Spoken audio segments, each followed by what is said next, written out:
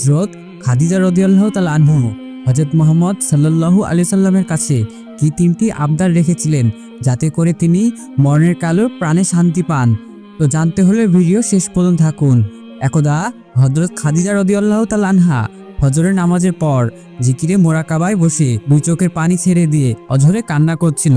ওই সময় ছোট হযরত ফাতেমা রাদিয়াল্লাহু তাআলা আনহা মা খাদিজার ঘরেই ছিলেন। ফাতেমা রাদিয়াল্লাহু তাআলা আনহা যখন দেখতে পেলেন মা খাদিজা রাদিয়াল্লাহু তাআলা আনহা অঝরে কান্না করছে, তখন তিনি কান্না করতে করতে বিশ্বনবীর খোঁজে ঘর থেকে বের হয়ে গেলেন। হযরত ফাতেমা রাদিয়াল্লাহু তাআলা আনহা নবীজির কাছে এসে দেখলেন নবীজি মক্কা শরীফের পাশে বসে জিকিরে মশগুল রয়েছেন। তখন ফাতেমা রাদিয়াল্লাহু তাআলা আনহা কেঁদে কেঁদে নবীজিকে বললেন, আব্বা ও আব্বা, আপনি এখনই বাড়ি চলুন, আমার আম্মা জান কেন জানি অঝরে কান্না করছে।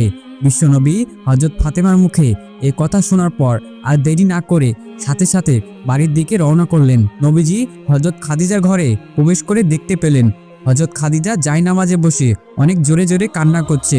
তখন বিশ্বনবী হযরত খাদিজা রাদিয়াল্লাহু তাআলা আনহাকে জিজ্ঞাসা করলেন, ও খাদিজা, তুমি কি খুব পেরেশানির মধ্যে আছো? তখন মা খাদিজা জবাব দিলেন, ইয়া রাসূলুল্লাহ, আপনি আমাকে বলেছিলেন জিকিরের মাধ্যমে কবরে মুরাকাবা করার জন্য। আমি কবরে মুরাকাবা করতে গিয়ে বুঝতে পারলাম কবরের মতো নির্জন ভয়ঙ্কর জায়গা দুনিয়ায় কোথাও নেই। এটা এমন এক জায়গা যেখানে কেউ কারো খবর নিতে পারে না। দুনিয়াতে আমি যদি কোনো অসুস্থতায় পড়ে যাই, তখন আমার আত্মীয় স্বজনরা আমার কাছে এসে জিজ্ঞাসা করে আমি কেমন আছি। তারা আমার খোঁজ খবর নেয়, আমার যত্ন করতে পারে। কিন্তু কবর এমন এক জায়গা যেখানে কি অবস্থায় আছে দুনিয়ার কারো পক্ষে তার খোঁজ নেওয়া সম্ভব না। ওই কবরে যে কত ভয়ঙ্কর আযাব হবে তা কেউ বুঝতেও পারবে না। কিন্তু হায়রে, আমি তো ওই কবরের জন্য কোনো কাজই করতে পারলাম না। আমি তো আমার মাবুদ মাওলার ইবাদত করতে পারলাম না। ইয়া রাসূলুল্লাহ, আপনি বলেন না আমার মাবুদ মাওলা আমার ওই কবরে আমার খবর লইবেন। তখন আমাদের নবীজি বললেন, খাদিজা, তুমি এমন করে আর কেঁদো না। তোমার কান্না দেখে আমার কলিজার টুকরা মেয়ে ফাতেমাও কান্না করছে। খাদিজা, তুমি তো জানো আমি আমার কলিজার টুকরো মেয়ে ফাতেমার কান্না সহ্য করতে পারি না। তখন খাদিজা রাদিয়াল্লাহু তাআলা আনহা বললেন, ইয়া রাসূলুল্লাহ, আপনি আমার জন্য দোয়া করুন যাতে আমি ওই কান্না অবস্থায় কবরে যেতে পারি। তখন বিশ্বনবী বললেন, খাদিজা, আমি তোমার জন্য আল্লাহর দরবারে দোয়া করব যাতে তোমার কবরে আল্লাহ সব কিছু সহজ করে দেন। তখন খাদিজা রাদিয়াল্লাহু তাআলা আনহা আবার নবীজিকে উদ্দেশ্য করে বললেন, আপনি যদি আমার তিনটি সওয়ালের জবাব দিতেন তাহলে আমি মরেও প্রাণে শান্তি পাইতাম। বিশ্বনবী বললেন, খাদিজা, তোমার কি তিনটি সওয়াল বলো আমাকে। হযরত খাদিজা রাদিয়াল্লাহু তাআলা আনহা তখন বলেন, ইয়া রাসূলুল্লাহ, প্রথমত আমি দুনিয়া থেকে বিদায় হয়ে যাওয়ার পর আপনি আমার জন্য জানাজার নামাজ পড়াবেন। দ্বিতীয়ত, আমাকে কবরে রাখার আগে আপনার গায়ের জামা আমাকে পরিধান করিয়ে দিবেন যাতে করে কবরের দুই পাশের মাটি আপনার জামার বরকতে আমাকে চাপ দিতে না পারে। তৃতীয়ত, আমাকে কবরে রাখার পর সবাই যখন চলে যাবে তখন আপনি আমার কবরের পাশে দাঁড়িয়ে থাকবেন, কেননা মুনকার নাকির ভয়ঙ্কর রূপ দেখে আমি হয়তো বেহুশ হয়ে যাব। তখন হয়তোবা আমি জবাব দিতে ভুল করতে পারি। যদি আমার কোনো ভুল হয়ে যায় তখন আমার সেই জবাব আপনি আমার পক্ষ হয়ে দিবেন। তখন বিশ্বনবী হযরত মুহাম্মদ সাল্লাল্লাহু আলাইহি সাল্লাম খাদিজাকে লক্ষ্য করে বললেন, হে খাদিজা, আমি কথা দিলাম তোমার সমস্ত কথা রাখবো। তখন খাদিজা রাদিয়াল্লাহু তাআলা আনহা নবীজির মুখে এই কথা শুনে অত্যন্ত খুশি হলেন। মা খাদিজা রাদিয়াল্লাহু তাআলা আনহা বুঝতে পারলেন যে তার হয়তো আর বেশি সময় নেই, হয়তো অল্প সময়ের মধ্যেই আল্লাহর ডাকে সাড়া দিয়ে তাকে এই দুনিয়া ছেড়ে পরলোক গমন করতে হবে, যেখানে রাজা, বাদশাহ, ফকির, ধনী সকলে গিয়েছে। কেউ এই দুনিয়াতে থাকতেই পারে নাই, তাকেও চলে যেতে হবে। তখন খাদিজা রাদিয়াল্লাহু তাআলা আনহা বিশ্বনবীর কাছে ডেকে বললেন, ইয়া রাসূলুল্লাহ, আমার মনে হয় আমি অল্প সময়ের মধ্যেই এই দুনিয়া ছেড়ে চলে যাব। ওগো আমার প্রাণের নবী, কিয়ামতের আগে আপনার সাথে আমার আর দেখা হবে না। আমি দীর্ঘ 25 বছর ধরে আপনার সাথেই ছিলাম। এই সময় অনেক ভুল ত্রুটি আপনার কাছে করেছি, আপনি আমাকে নিজ গুণে ক্ষমা করে দিবেন। আর আমার কলিজার টুকরা মেয়ে ফাতেমাকে আপনার কাছে সদার্পণ করে গেলাম, আপনি তার দিকে দৃষ্টি রাখবেন। এই সময় হযরত খাদিজার কথা শুনে বিশ্বনবী চোখ দিয়ে পানি গড়গড় করে পড়ছিল। নবীজি বারবার রুমাল দিয়ে তার চোখের পানি মুছছিল। তখন নবীজি খাদিজাকে বলল, ও খাদিজা, তোমার কি খুব কষ্ট হচ্ছে? তখন খাদিজা রাদিয়াল্লাহু তাআলা আনহা বললেন, হ্যাঁ প্রিয় নবী। তখন নবীজি বললেন, খাদিজা, তোমার এই কষ্টের বিনিময়ে আল্লাহ তোমাকে অনেক বেশি পুরস্কার দান করবেন। খাদিজা, তুমি জেনে রাখো, বেহেশতের মধ্যে তোমার জন্য মহান আল্লাহ তাআলা বিশেষভাবে বালাখানা তৈরি করে রেখেছেন।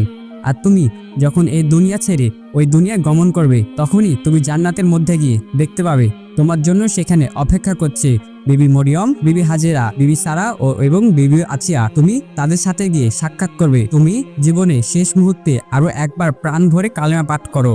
তখন খাদিজা রাদিয়াল্লাহু তাআলা আনহা প্রাণ ভরে কালেমা পাঠ করলেন, লা ইলাহা ইল্লাল্লাহু মুহাম্মাদুর রাসূলুল্লাহ। সঙ্গে সঙ্গে হযরত খাদিজা রাদিয়াল্লাহু তাআলা আনহা পবিত্র আত্মার ইহলোক ত্যাগ করলো, আল্লাহর জান্নাতে চলে গেল। ইন্না লিল্লাহি ওয়া ইন্না ইলাইহি রাজিউন। বিদায়কালে হযরত খাদিজা রাদিয়াল্লাহু তাআলা আনহার বয়স ছিল 85 বছর। তিনি পবিত্র রমজান মাসের 10 তারিখে শেষ নিঃশ্বাস ত্যাগ করেন। তার বিদায় সংবাদ ছড়িয়ে পড়লে চারদিক থেকে হাজার হাজার মহিলারা আখিরি জামানার নারীকুলের জননীকে শেষবারের মতো দেখতে আসেন এবং সবাই কান্নায় ভেঙে পড়েন। তার বিদায়ে গোটা আরব জাতিকে শোকে কাতর হয়ে গিয়েছিল। অতঃপর বিশ্বনবী হযরত খাদিজার কথা অনুযায়ী জানাজা শেষ করে তার নিজের গায়ের জামা হযরত খাদিজার গায়ে পরিয়ে দিলেন।